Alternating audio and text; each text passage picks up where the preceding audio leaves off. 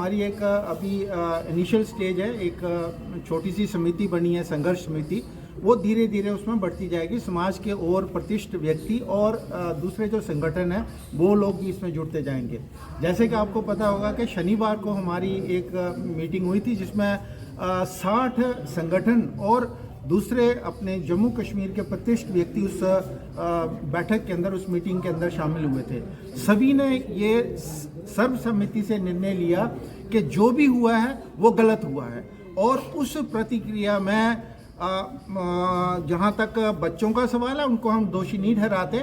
शायद जो उनके सिलेक्शन प्रोसीजर था वो बिल्कुल गलत किया गया, और जो हमारा श्री माता वैष्णो देवी श्राइन बोर्ड है उसके कॉन्स्टिट्यूशन का गलत इस्तेमाल किया गया। उसमें जो चीज़ें परमिटेड नहीं थी उनको शुरुआत की गई। अभी हमारा आगे का संघर्ष हमारा फेजेस में चलेगा।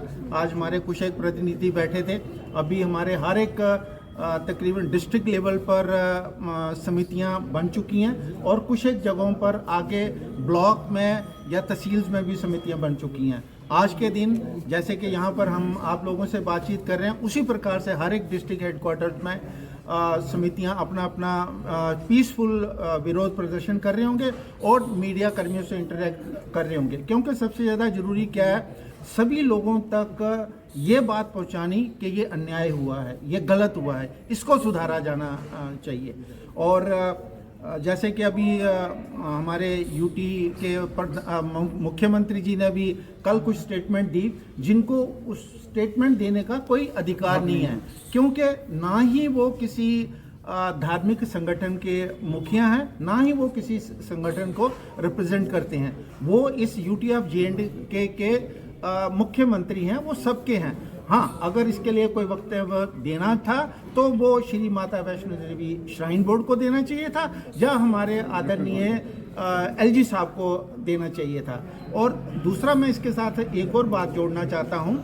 शायद हमारे आदरणीय मुख्यमंत्री जी को इस्लाम की भी ठीक से जानकारी नहीं है, क्योंकि इस्लाम में जितनी मुझे जानकारी है उसके बारे में, वहाँ पे मूर्ति पूजा को गलत माना जाता है, और मूर्ति पूजा से आया हुआ पैसे का इस्तेमाल करना भी एक सच्चे मुसलमान को हराम माना जाता है। तो अगर वो सच्चे मुसलमान होते तो उनको इसकी भी जानकारी होती।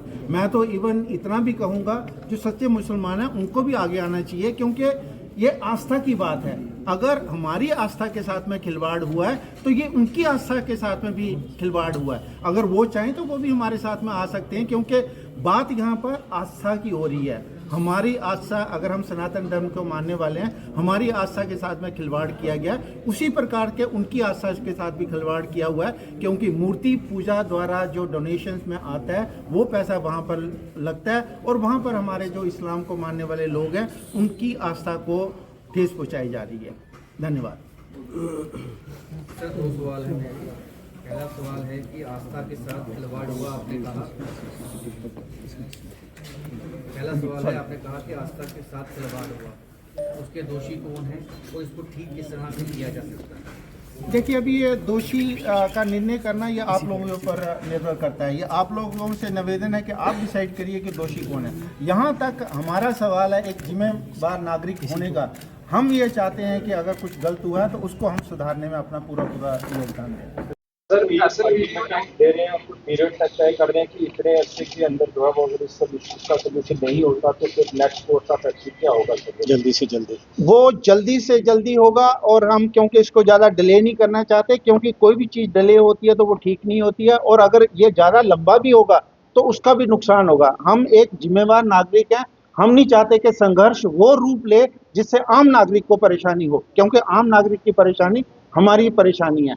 अगर प्रशासन इस बात को नहीं समझता है तो हम इस बात को हम भली भांति चाहते हैं, इसलिए हम चाहते हैं कि इसका निर्णय तुरंत हो।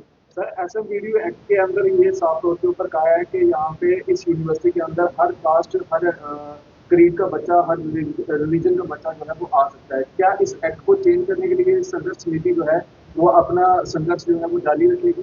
आप एक्ट की बात कर रहे हैं या श्राइन बोर्ड एक्ट की बात कर रहे हैं? ऐसा वीडियो एक्ट की बात कर रहे हैं। SMDU एक्ट में जो है वो कहीं पर भी नहीं लिखा है कि किसने आना किसने जाना है। वहाँ पर ऑल इंडिया लेवल की सिलेक्शन होती है, वो स्टेट लेवल की सिलेक्शन नहीं होती। एक तो ये चीज़ है। दूसरा, जो श्राइन बोर्ड का एक्ट है जिसके तहत जो मेडिकल कॉलेज बना है उसमें लिखा है, श्राइन बोर्ड एक्ट जब बना था कि ये सारा जो है जो डिवोटीज है माता वैष्णो देवी के व्रत के हैं, जो पैसा जितना भी आता है ये उन्हीं के ही इंटरेस्ट के लिए होगा और उसी कम्युनिटी के लिए, ये लिखा है।